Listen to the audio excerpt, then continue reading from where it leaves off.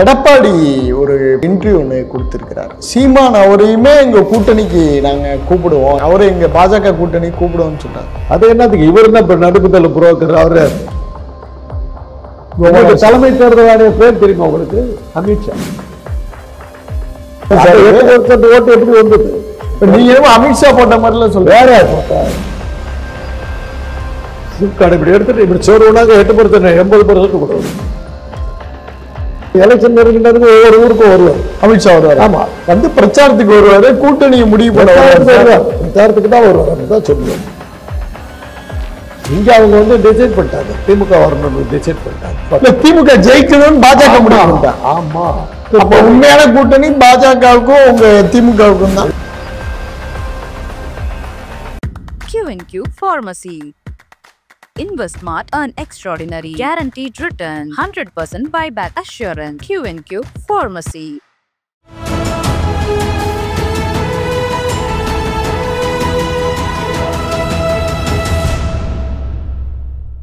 தமிழ்நிறம் நேயர்களுக்கு அன்பு வணக்கம். மீண்டும் உங்களை சந்திப்பதில் மிகுந்த மகிழ்ச்சி. இன்றைக்கு நம்மிடையே மூத்த அரசியல் விமர்சகர் டாக்டர் காந்தராஜ் அவர்கள் நம்மோடு இணைந்திருக்கிறார். வாருங்கள் நேயர்களே, சார்ட்ட பேசலாம். வணக்கம் சார். சார், எடப்பாடி ஒரு பத்திரிகையாளர் ஒரு இன்டர்வியூ ஒன்று கொடுத்துருக்கிறார். அதில் சொல்கிறாரு வந்து, நாம் தமிழர் கட்சி சீமான் அவரையுமே எங்கள் கூட்டணிக்கு நாங்கள் கூப்பிடுவோம், ஏன்னா அவர் திமுக எதிர்ப்பில் வலிமையாக இருக்கிறாரு, அவரை எங்கள் பாஜக கூட்டணி கூப்பிடுவோம்னு சொல்கிறார். யார் சொன்னது? மாண்புமிகு எதிர்கட்சி தலைவர் எடப்பாடி பழனிசாமி. அவர் ஏன் பாஜக கூட்டணி ஆள் சேர்த்துக்கிட்டு இருக்காரு? இவரு கூட சேர்த்துக்க வேண்டியதானே. என்னது பாஜக கூட்டணி சேர்த்துக்கிட்டு? சார், அவங்க 2 பேரும் தானே கூட்டணியில் இருக்காங்க. இல்லையா, பாஜக அது ஒரே கட்சிங்கிறது ப்ரூவ் ஆகி போச்சு. அது என்னதுக்கு இவர் என்ன இப்போ நடுப்புதல் புரோக்கர்? அவர் சீமானி ஏற்கனவே அவர் வந்து பி டீம் தான் சொல்லிட்டு இருக்கிறாங்க. இவர் என்ன புதுசாக சேர்த்துறாங்க? நீங்கள் சும்மா ஒரு பி டீம் ஏ டீம் இதே ஒரு இதாக சார். தமிழ்நாட்டை பொறுத்தவரையிலும் பாஜகங்கிறது ஒரு கட்சி கிடையவே கிடையாது. அப்புறம் என்ன சார்? அப்புறம் அண்ணா திமுகங்கிற பேர்லையும், பழனிசாமி தலைமையில் இருக்கிற அண்ணா திமுகங்கிற பேர்லையும், நாம் தமிழர் கட்சிங்கிற பேர்லையும், விஜய் தாவேக்காங்கிற பேர்லையும் தான் அது. திமுக மட்டும் தான் சார் விட்டுருக்கீங்க. அது அது ஒன்று தான் இவங்க சேர்த்துல. அவங்க சேர மாட்டேங்கிறாங்க. இவங்கெல்லாம் யாரு? எல்லாம் ஏங்க, ஒரு இடத்துல கூட டெபாசிட் வாங்காத ஒரு கட்சிக்கு 3வது பெரிய கட்சின்னு அங்கீகாரம் எப்படி சார்? ஓட்டு வாங்கியிருக்காங்க சார், 3வது பெரிய கட்சி சார். 8% ஓட்டு எப்படி வந்தது? எப்படி வந்தது? மக்கள் போட்டாங்க வந்துட்டு. அதான் மக்கள் போட்டாங்க வந்தது. நீங்க என்னமோ அமித்ஷா போட்ட மாதிரில சொல்ல. வேற யார் போட்டா? வேற யார் போட்டா? சிப்கார்டு இப்படி எடுத்துட்டு இப்படி சோறுனாங்க 8% 80% கூட வரும். அதை தான் இப்போ நீங்கள் ராஜீவ்காந்தி அத்தான ராகுல் காந்தி அத்தான சொல்லியிருக்காரு. தேர்தல் ஆணையம் என்னவா பண்ணிக்கிட்டு இருக்கேன் அப்படின்னு. நான் அப்போ இருந்து நாங்கள் சொல்லிக்கிட்டு இருந்த விஷயம் 3 பேர் தான் இதை வந்து பேசிட்டு. ஒன்று வந்து திருமாவளவன், இன்னொன்று வந்து ஐயநாதன், 3வது காந்தராஜ். தேர்தல் ஆணையம் நேர்மையாக இல்லைங்கிறத நாங்கள் தான் திருப்பி எல்லா பாட்டிலையும் பேசுகிறோம். திருமாவளவன் ஒரு கூட்டம் போட்டு என்னை வந்து பேசி அவனு சொல்லி என்ன கூப்பிட்டு பேச வச்சார். போய் பேசிட்டோம். பாஜக கூட்டணியில் இருக்கவங்களுக்கு இருக்கிற பெரிய அட்வான்டேஜ் என்னன்னா, அவங்க தேர்தல் ஆணையத்தோட கூட்டணி வச்சுருக்காங்க சார். இதெல்லாம் எப்படி சார்? எப்படி? அதுதாங்க இந்த மாதிரி கேள்வி கேட்கறதுக்கு நீங்கள் இருக்கும்போது போதாதா? இப்படி கூட நடக்குமான்னு கேட்க வரலையே உங்களுக்கு. உடனே அப்படியெல்லாம் பண்ணுவாங்களா சார்? ஒரு மீடியா பேசுகிற பேச்சா இது? இப்படி சொல்கிறீங்களே சார், நாங்களும் பார்க்குறோம் சார். நெருப்பு இல்லாமல் புகையுமாங்கிற எண்ணமே வரலையே உங்களுக்கு. அது எப்படி சார்? உடனே டிஃபெண்ட் பண்ணுறீங்க. எப்படி சார் நடக்கும்? ஒரே வார்த்தை தாங்க சொல்கிறேன். நீங்கள் எடுத்து அப்படி உட்காந்துருக்கீங்க, நான் இங்கே உட்காந்துருக்கேன். உங்கள் செல்ஃபோன்லேருந்து வர்ற சிக்னல் எனக்கு எப்படி வரும்? 5 அடி தான் நமக்கு மத்தியில் இருக்குது. நீங்கள் எனக்கு ஒரு கால் போடுறீங்க, அந்த கால் எனக்கு எப்படி வருது தெரியுமா? 25 மைல் உயரத்தில் இருக்கிற சேட்டலைட்டுக்கு போயிட்டு என்னுடைய சென்சார் அதை கண்டுபிடிச்சி இங்கே அனுப்புது. இவ்வளோ டெக்னாலஜி 3 அடி டிஸ்டன்ஸ் இருக்கிறதுக்கு இவ்வளோ டெக்னிக் இருக்குது. என்னுடைய மாணவர்கள் தான் சொன்னாங்க, இதே ரூமில் தான் சொன்னாங்க, சார் வாக்கு எந்திரங்கிறது ஒரு பெரிய செல்ஃபோன். சிம் கார்டு எடுத்துட்டீங்கன்னா முடிஞ்சது சார். உங்கள் ஃபோனை கொடுங்க சார். உங்கள் சிம் கார்டு எடுத்துகிட்டு என் சிம் கார்டு போட்டாக்கா என்னுடைய ஃபோன், அவ்வளோதான். டைமே வேண்டியதில்லை. ஒரு சின்ன கேள்வி ஒன்று கேட்குறேங்க, உடனே ஐயோ சார் இப்படியெல்லாம் நடக்குமான்னு கேட்காதீங்க. யோசிங்க. எலக்ட்ரானிக் மிஷின் வச்சுருக்கீங்க, வாக்கு எந்திரம். ஓகே. போட டேனியல் நிற்கிறாரு, காந்தராஜ் நிற்கிறான். டேனியலுக்கு 10 ஓட்டு, காந்தராஜுக்கு 8 ஓட்டு. அடுத்த ஆள் போடுறான், காந்தராஜுக்கு 9 ஓட்டு, டேனியலுக்கு 1 ஓட்டு விடுது, டேனியலுக்கு 11 ஓட்டு. போட நம்பர் வந்துக்கிட்டே இருக்குங்க. தேர்தல் முடியும் போது பார்த்தீங்கன்னா உங்களுக்கு எத்தனை ஓட்டு, எனக்கு எத்தனை ஓட்டு, வேட்பாளருக்கு எத்தனை ஓட்டுன்னு அப்படியே இருக்கும் டீட்டெயில். முடிஞ்சு போச்சு. 10 வாக்குச்சாவடிகள் இருக்குது. 10 வாக்குச்சாவடிகளும் அந்த எல்லாத்தையும் எடுத்துகிட்டு வந்து இது போட்டிங்கன்னா அன்றைக்கி சாயந்தரமே நீங்கள் ரிப்போர்ட்டை கொடுத்துடலாம். கொடுக்குறீங்களா? வாக்கு இயந்திரங்களை பத்திரமாக லாரியில் ஏற்றப்பட்டு 3 அடுக்கு பாதுகாப்பு போடப்பட்ட அறைக்குள் போட்டு 10 வாரம் கழிச்சு ரிசல்ட். எதுக்கு சார்? பாதுகாப்பா மக்களுக்கு எதுக்குங்க? அன்னைக்கே சாயந்தரம் வந்துருங்க ரிசல்ட். எலக்ட்ரானிக் மீடியாங்க அன்னைக்கே வந்துடும். போட்ட உடனே வந்துடும் ரிப்போர்ட். இன்னைக்கு பிபி எல்லாம் போடுறோம் வச்சு ஏதோ பார்த்துக்கிட்டு இருக்கோம். இப்போ அமுத்தனாக டிஜிட்டல் உடனே பிபி டக்கு டக்கு டக்குன்னு அடிச்சு கொடுத்துருது. ரெக்கார்ட் பண்ணி கொடுக்குது. பிபியே கொடுக்குது. உங்களுக்கு கொடுக்குற ஓட்டு எத்தனை? 4 மணிக்கு எலெக்ஷன் முடியும் பார்த்தாக்கா டேனியலுக்கு இத்தனாயிரம் ஓட்டு, காந்தராஜுக்கு இத்தனாயிரம் ஓட்டு, இளங்கோவனுக்கு இத்தனாயிரம் ஓட்டுன்னு வந்துடுது. அவ்வளோதான். அது அப்படியே நீங்கள் டிஜிட்டல் ரெக்கார்ட் பண்ணிங்கன்னா முடிஞ்சு போச்சு. Result is ready.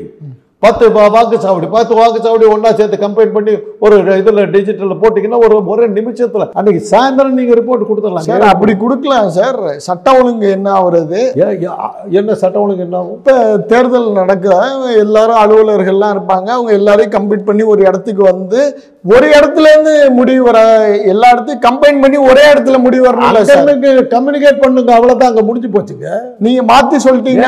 ஆபரேஷனே பண்ணுறோம், அமெரிக்காவில் இருந்து அவன் கைட் பண்ணுறான், இங்கே பண்ணிட்டு இருக்கிற இந்த கேள்வியில் எங்கே இருக்கிறீங்க? நீங்கள் எங்கே இருக்கிறீங்க சார்? நீங்கள் அபாண்டமாக குற்றச்சாட்டு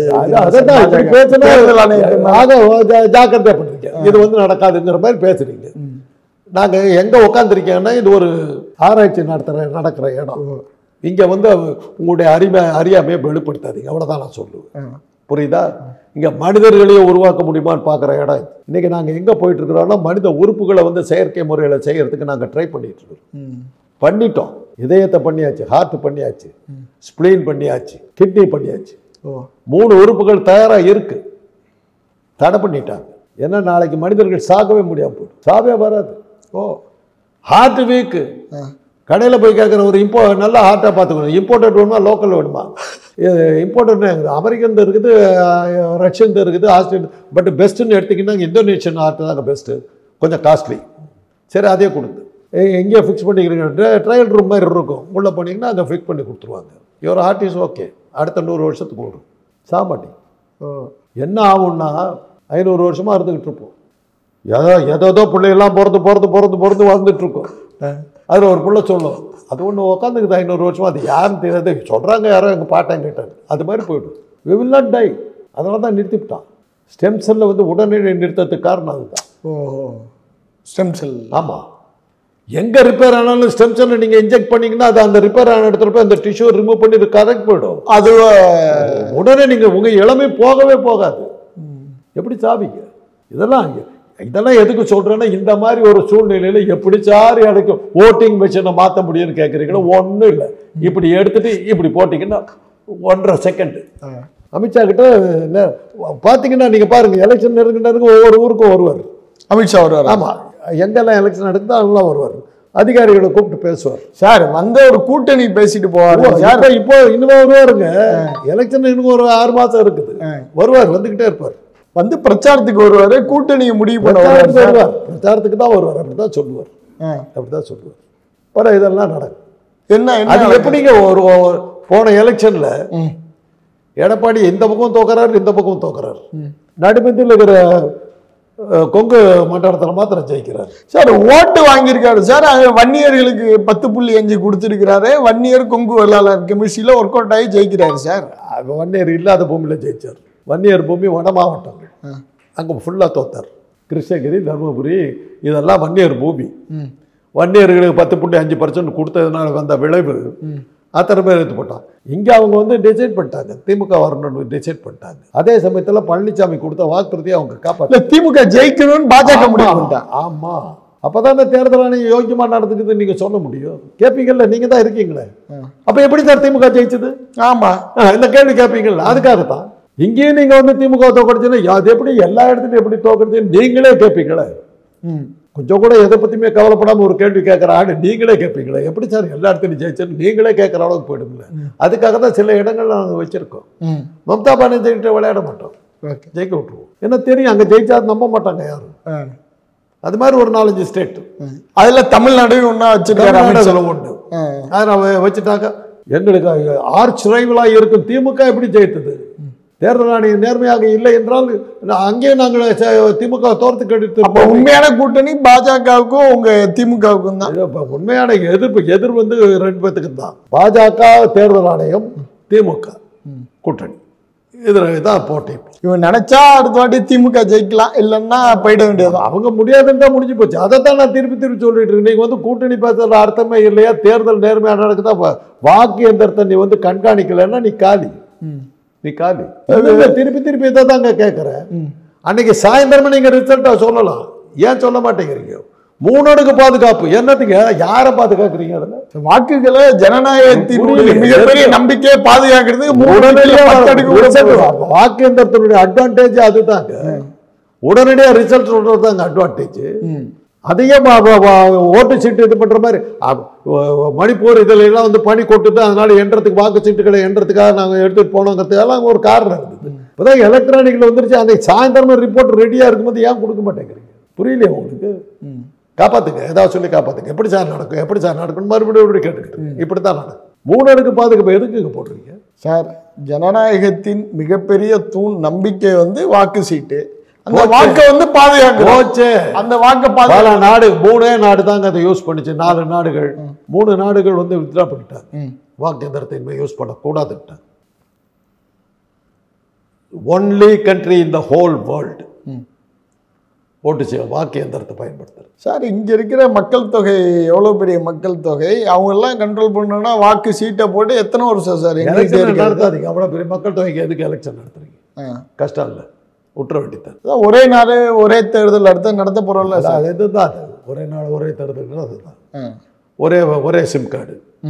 புரிஞ்சு போச்சுங்க இன்னைக்கு. அதனால தாங்க பிடிச்சிட்டாங்க. தேர்தல் ஆணையம் வந்து பீகாரில் சொல்கிறான் சார், இதானா நல்லா இருக்கு சார். ஒரே நாடு ஒரே தேர்தல் ஒரே சிம் கார்டு. காந்தராஜ் அவ்வளோ. தேர்தல் ஆணையம் என்ன சொல்கிறாங்க? பீகாரில் வந்து அயல் நாட்டினர் வந்து நிறைய பேர் வாக்காளர்களாக இருக்காங்க அப்படின்னா. இஸ்லாமியர்கள் நிறைய பேர். ராகுல் காந்தி கேட்டார் போன தடவை. அதுலேருந்து அந்த வாக்காளரை வச்சு தான் நான் ஜெயித்தேன்.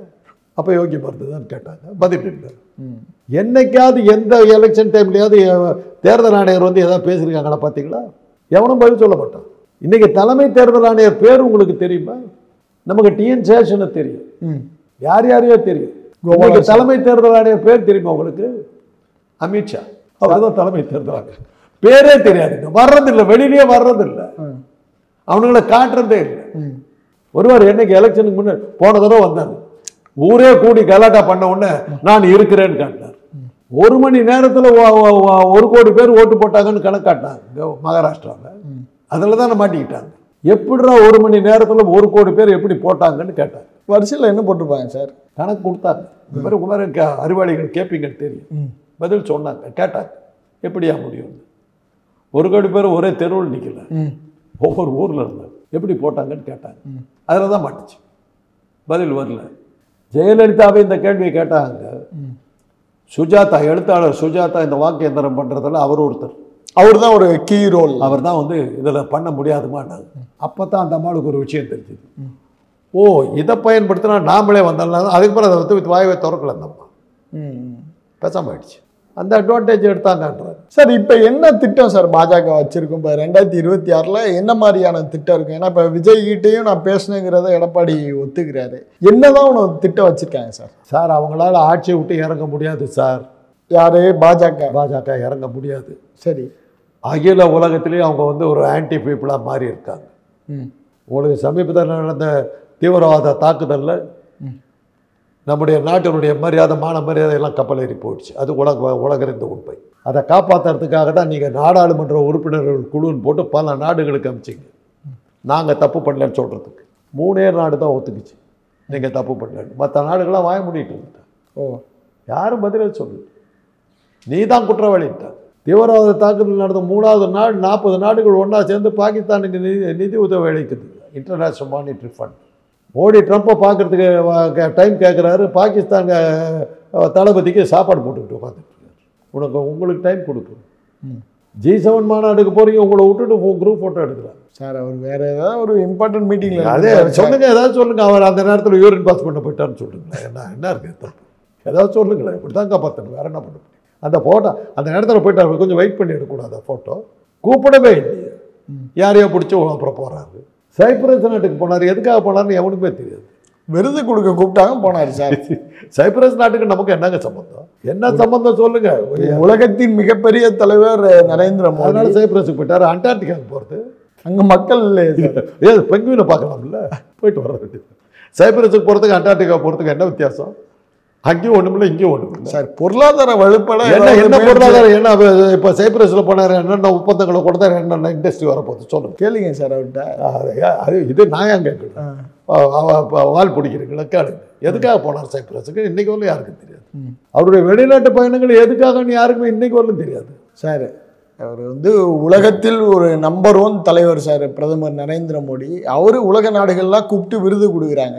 அந்த கௌரவத்தை ஏற்றுக்கிறதுக்காக போறாரு. நீங்க எல்லாத்துலேயுமே சந்தேகப்பட்டா என்ன சார்? சரி சார், உலகத்தில் நம்பர் 1 தலைவர் சைட்டு விட்டுற வேண்டியதுதான். அப்புறம் என்னத்துக்கு பாகிஸ்தான்கிட்ட பயந்து நடக்கிறீங்க? பாகிஸ்தான் நமக்கு ஆக்கிரமிக்க ஆபரேஷன் சிந்தூர்னு குங்குமத்தை வச்சு அழைச்சிட்டோம். 40 பேரை கொண்டு விட்டு போயிட்டாங்க. உலகத்தின் நம்பர் 1 தலைவர், உலகத்தின் நம்பர் 1 ஆர்மி, உலகத்தின் நம்பர் 1 போலீஸ், உலகத்தின் நம்பர் 1 சிபிஐ எல்லாம் இருந்து ஒரு 40 பேர் ஆனந்தமாக உள்ளே வந்துட்டு 20 பேரை சுட்டு கொண்டு திரும்பி ஆனந்தமாக போயிட்டான். இன்னைக்கு வரலாம் அரெஸ்ட் ஆகலை. உலகத்தின் நம்பர் தேடிட்டு இருக்கோம் சார். தேடிக்கிட்டே இருங்க. மற்ற எல்லாம் நடந்து போச்சு. அங்கே அடிச்சாச்சு, இங்கே அடிச்சாச்சு, இங்கே அடிச்சாச்சு. கடைசியில் பார்த்தா உளுந்து கிடக்கிறதால பார்த்தா நம்முடைய ரஃபேல் விமானம் சார். நீங்க ஒன்றும் புரியல. அதை சொன்னது நான் சொல்லல, உங்க தளபதி சொன்னார். சிங்கப்பூர்ல போய் சொன்னார், ரஃபேல் விமானங்கள் 6 விமானங்களை சேதமடைந்து விட்டு சிங்கப்பூர் அவர் தான் சொன்னார், நான் சொல்லல. அந்த செய்தியை தான் நான் உங்ககிட்ட சொல்றேன். வேணா கேட்டுங்க. தளபதி இப்படி எல்லாம் போய் மானத்தை வாங்காதையான்னு போய் சொல்லுங்க அவர்கிட்ட. சார், ரஃபேல் இந்தியாவுக்கு எவ்வளவு பெரிய ஒரு பலத்தை அதை தாங்க உடஞ்சி விழுந்தது CNN இதாக டிவியில் போட்டான். எல்லாரும் தானே பார்த்தோம். அப்போ நீங்க என்ன பண்ணிருக்கீங்க? எங்களெல்லாம் ஒரு கண்ணையெல்லாம் கட்டிட்டு இருக்கணும். பார்க்காதீங்க. ஏன் சார் பார்க்குறீங்க? மோடி போகிறத மட்டும் பாருங்க சார். அதான் சொல்றேன். அது பாரதியார் பாட்டு தான். கஞ்சி குடிப்பதற்கில்லார் அதன் காரணம் இதுவென்ற அறிவும் இல்லாருனார். கஞ்சி குடிக்கிறதுக்கு கஞ்சி கூட கிடைக்கல, அதை கூட மன்னிச்சிடலாம். அந்த கஞ்சி ஏன்னா நமக்கு கிடைக்கலங்கிற புத்தி கூட அவனுக்கு இல்லை. அப்படிப்பட்ட மனிதரை இந்த நிலை கெட்ட மனிதரை நினைந்து விட்டால் நெஞ்சு பொறுக்குது இல்லையா? உங்களை எல்லாம் பார்த்தா தான் சொல்ல தோணும். நன்றி sir. Q&Q Pharmacy. Services available: medicine, optical, diagnostics, audiology. Q&Q Pharmacy.